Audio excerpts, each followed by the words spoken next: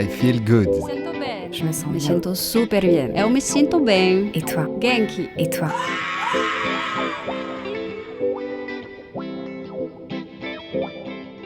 I Feel Good, le podcast qui vous veut du bien, vous donne un éclairage sur le grand éventail des activités de bien-être, développement personnel et spirituel et autres initiatives inspirantes. Ce podcast vous est présenté par Armelle Béraudy. Musique originale, Florence Bonnardel. Et si le féminisme était bon pour la santé du monde ? J'ai eu la chance de rencontrer certaines femmes complètement à l'équilibre entre leur féminin et leur masculin, et puis des hommes, parfois plus féministes que certaines femmes, notamment sur le congrès de l'appel au féminin à Montpellier. Et cela m'a donné l'espoir que le monde peut fonctionner autrement, pas en se divisant, mais bien en se rassemblant, en étant dans l'accueil de ses valeurs masculines, de ses valeurs féminines, en soi et à l'extérieur de soi. Avant de vous parler du féminin au travers du prisme des créatifs culturels avec mes invités, Mireille Scala, Yves Michel et Vincent Commen, je vous invite à vous replonger dans l'histoire du matriarcat et du patriarcat. Il y a un peu plus de 40 000 ans, les êtres paléolithiques vivaient en dehors de tout système de domination sociale.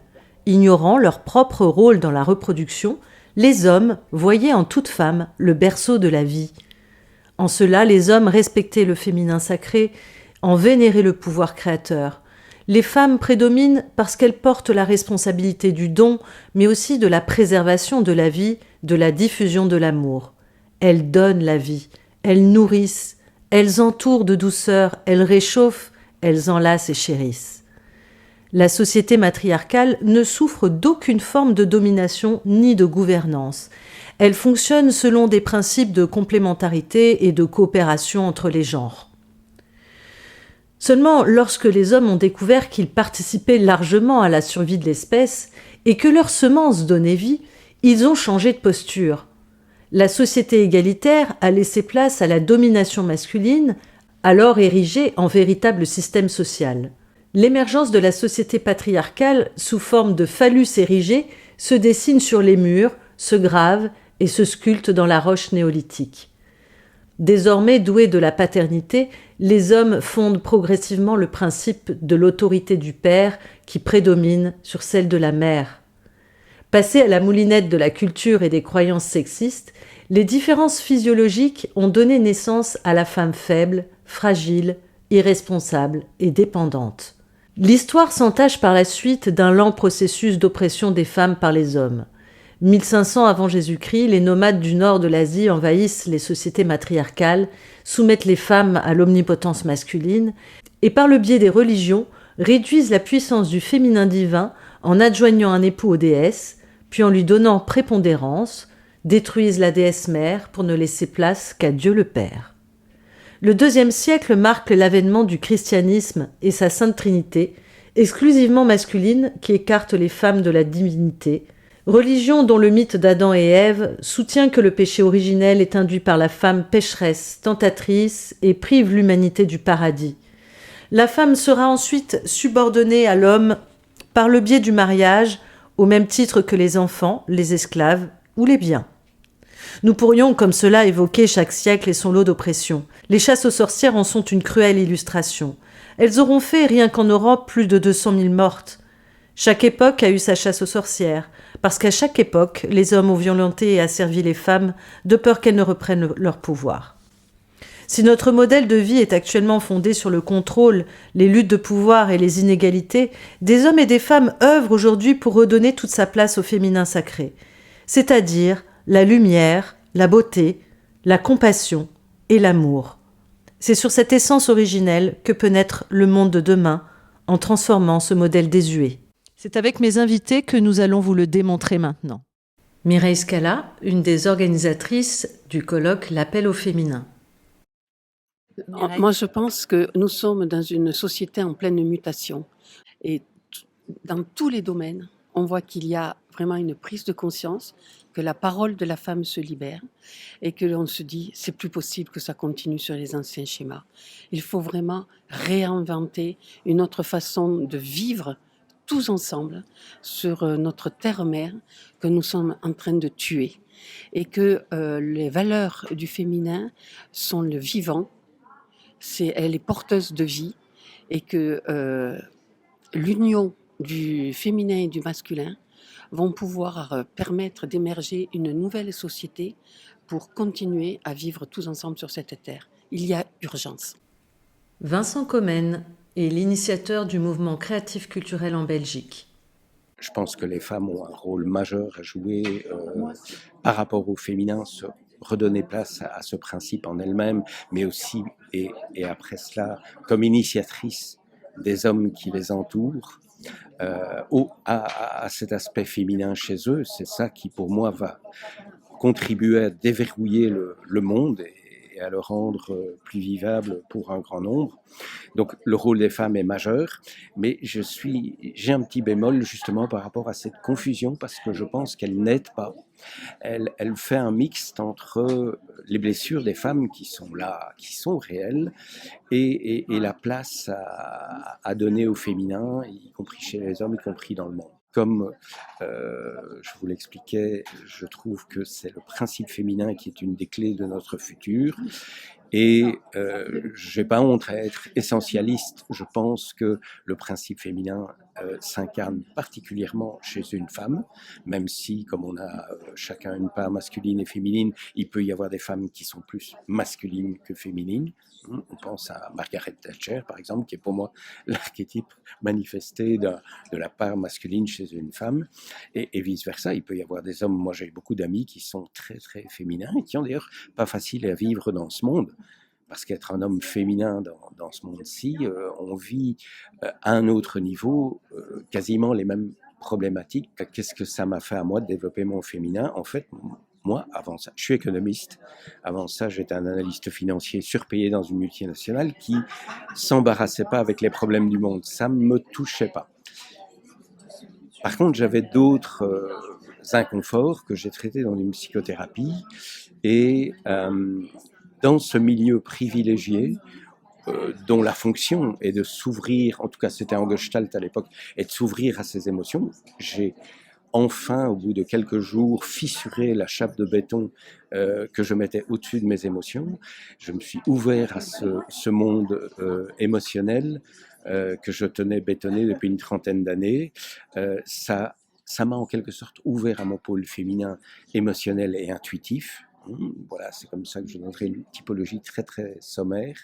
Ça m'a ouvert à mes émotions, ça m'a ouvert à mes intuitions, et ça a été un tournant majeur dans mon existence. Et là, je reviens à votre question, le fait de m'ouvrir à ma propre souffrance m'a ouvert à la souffrance du monde. Et c'est à ce moment-là que j'ai commencé mon chemin d'acteur citoyen, d'acteur du changement citoyen. Donc, m'ouvrir à mon féminin a fait que ma destinée professionnelle s'est ouverte. J'ai quitté ma multinationale et je me suis... oui, très clairement. Ça ne correspondait plus à mes valeurs. Tout à fait. C'était une vraie initiation. Et par la suite, je me suis lancé dans les questions éthiques reliées à l'économie et à la finance et tout ce qui s'ensuit pour arriver maintenant à ce mouvement des créatifs culturels au sein duquel je travaille à l'évolution des mentalités collectives avec une focale particulière sur le féminin.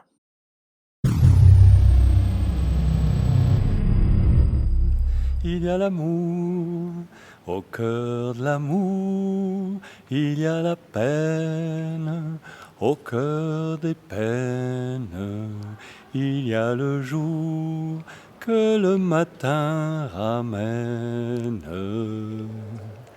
Eh bien voilà, je vous présente Yves Michel qui nous fait une très belle introduction. Merci Yves. Bonjour Armelle. Merci d'être avec nous. J'ai beaucoup apprécié d'ailleurs la biographie que tu m'as envoyée où tu te présentes par ton parcours personnel et par ton parcours et par ton profil philosophique. Oui. Avec de nombreux engagements philosophiques que tu mets en œuvre dans ta vie au quotidien. Comment tu fais ? Alors, tu me donnes l'occasion de faire une distinction entre les valeurs et les croyances. Moi, j'ai des valeurs, c'est ça qui soutient mon engagement dans la vie. Par contre, j'ai très peu de croyances et je me fous des croyances. Pour blaguer, je dis je me fous de la vérité parce que c'est toute une histoire de croyances et il y a eu un nombre de morts incroyable à cause de ça. Alors que les valeurs, pour moi, sont vraiment ce qui me soutient et à partir de quoi je me suis mis au service de l'humanité, de la terre, de la vie, et qui m'a amené par une suite de circonstances à créer les éditions Le Souffle d'Or, mais aussi à m'engager comme élu local et beaucoup dans le monde associatif dans lequel je suis depuis plus de 40 ans. Et auparavant, je suis également fils de paysan et ça m'a aussi beaucoup, ça compte beaucoup pour moi encore aujourd'hui de reconnaître les cycles de la nature, de voir qu'on ne sème et on ne récolte pas le même jour et un contact assez chamanique que j'ai avec la nature, y compris les êtres subtils de la nature. Tu m'as dit que c'était important pour toi de parler des créatifs culturels. Ouais. Je crois que tu es à la tête d'une étude, c'est ça, qui a Oui. été publiée. J'ai piloté voilà, une t'as étude piloté une en étude. France. Après avoir eu connaissance de cette étude qui avait été menée aux États-Unis à la fin des années 1990, j'ai vu que ça rassemblait plusieurs facettes de ma vie et ça m'a donné une sorte de frisson. Je me suis dit, waouh! Alors, parle-nous un peu de qu'est-ce que c'est qu'un créatif culturel? Alors, c'est la plupart des temps des gens qui ne savent pas qu'ils le sont, hein. C'est une étude sociologique qui les a dénommés comme ça, mais qui les a repérés parce qu'ils portent 6 pôles de valeur que sont l'écologie avec les médecines douces, l'attention à l'environnement et voilà, sujet qui vient beaucoup dans l'actualité aujourd'hui. 2, les valeurs féminines. Donc beaucoup plus la coopération, l'écoute, le soin que la compétition et la prédation qui dominent notre société.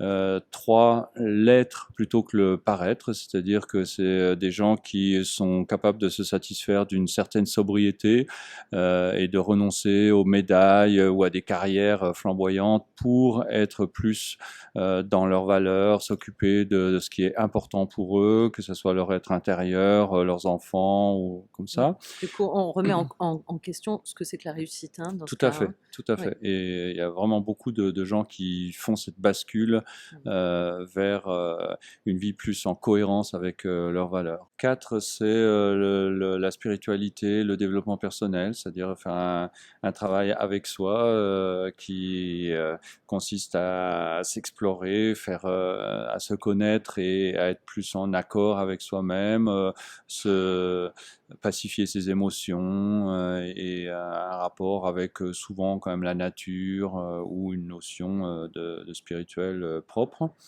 5, c'est l'implication sociétale. C'est des gens qui se retroussent les manches pour agir dans le monde dans lequel ils sont. Donc d'une part déjà dans leur milieu familial, mais localement, ça peut être élu local, ça peut être une école alternative, ça peut être une ferme en agriculture biologique, ça peut être artiste, ça peut être donc une implication, à la différence des bobos qui sont plus hédonistes. Et puis le dernier pôle de valeur, c'est le multiculturalisme, c'est-à-dire c'est des gens qui apprécient la diversité culturelle qu'il y a sur la Terre et qui accueillent cette diversité comme un enrichissement mutuel par métissage, qui l'accueillent volontiers. Donc ces 6 pôles de valeur, quand ils sont concomitants, caractérisent ce que les sociologues ont appelé les créatifs culturels. Quand j'interviens là-dessus en public, souvent à la fin, j'ai des gens qui viennent me dire « Ah, mais je croyais que j'étais tout seul » ou même pire, je croyais que j'étais fou avec ces valeurs. Oui. Alors que Mais tu sais, ça, c'est à cause de l'image déformée que nous renvoient Oui. les médias dans notre monde. La mise en œuvre de ces valeurs est quelquefois lente ou problématique, mais en tout cas déjà de porter ces valeurs, c'est important. Face à la désinformation qu'on subit dans les médias, ben voilà un fait étayé sociologiquement, hein, c'est sérieux, pour montrer qu'il y a cette émergence de valeurs, notamment féminines, donc des personnes qui souvent sont timides, n'osent pas trop s'affirmer en société. Eh bien, je l'offre comme un soutien pour aller de l'avant, pour prendre ses responsabilités et ne plus avoir peur. Par rapport à l'équilibre féminin-masculin, on est vraiment dedans. Là, ce sont des personnes, les créatifs culturels, qui ont vraiment cette conscience-là, qu'il y a quelque chose à rééquilibrer en soi au niveau du féminin, du masculin. Oui, et fait notable, ils sont constitués aux 2/3 de femmes. Ah oui. Oui, exactement les 2/3. Et pour moi, c'est tout à fait pertinent parce que en fait, beaucoup de femmes sont plus sensibles au changement, appréhendent davantage le changement. Puis comme elles sont dans un inconfort dans notre société, elles ont tendance à davantage chercher. Et donc, et comme il y a un besoin de rééquilibrage de valeurs féminines par rapport aux valeurs masculines, eh ben, elles portent ça. Et donc, voilà, c'est un fait vraiment qui a du sens pour moi. Comment ça se fait que tu es arrivé à défendre ces valeurs un peu féministes, hein, pour un homme, c'est Oui, quand même assez rare. Je suis féministe. Voilà, c'est assez rare d'entendre des hommes défendre cette cause. Qu'est-ce qui t'a amené à être plus conscient de l'importance du rôle de la femme Alors, je pense que ça s'origine dans mon adolescence où j'ai eu la chance d'être initié à l'ornithologie, l'étude des oiseaux, puis de la nature, puis de l'écologie. Et pour moi, de tout temps, la nature et l'écologie avaient à voir avec le féminin. Ah oui. Et j'ai dit il y a fort longtemps que ce qu'on fait à la nature, on le fait aussi aux femmes, c'est-à-dire toutes les prédations, les exploitations, les blessures. Pour moi, ce parallèle a toujours été évident. Donc, de travailler sur l'écologie ou de travailler sur les valeurs féminines, pour moi, ça revenait au même, en quelque sorte. Et c'est indissociable au niveau symbolique, c'est la même chose, et au niveau des qualités. Et puis, peut-être par aussi, j'ai eu de tout temps une grande sensibilité à l'injustice. Et donc l'injustice, c'est la prédation ou la domination d'un groupe sur un autre ou d'une personne sur une autre. Donc la justice, c'est aussi quelque chose d'éminemment féminin pour moi. Donc voilà, ça a nourri ma sensibilité et je me sens vraiment très très engagé et soutenant envers les valeurs féminines.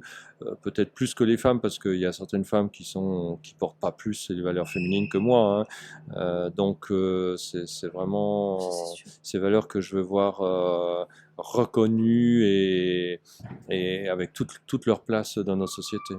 Merci beaucoup Yves Michel pour ce partage. Merci à vous et à bientôt. Bonne audience. Merci, à bientôt. Au revoir. Au revoir. Merci à toutes et à tous pour votre écoute. À bientôt dans une prochaine émission I Feel Good. Pour aller plus loin, rendez-vous sur la page Facebook de l'émission I Feel Good 888 ou sur mon site internet armelberodi.fr.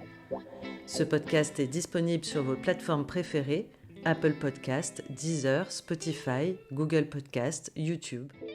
Ces informations sont données à titre indicatif et ne se substituent à aucun conseil médical. Avant toute expérimentation, prenez l'avis de votre médecin.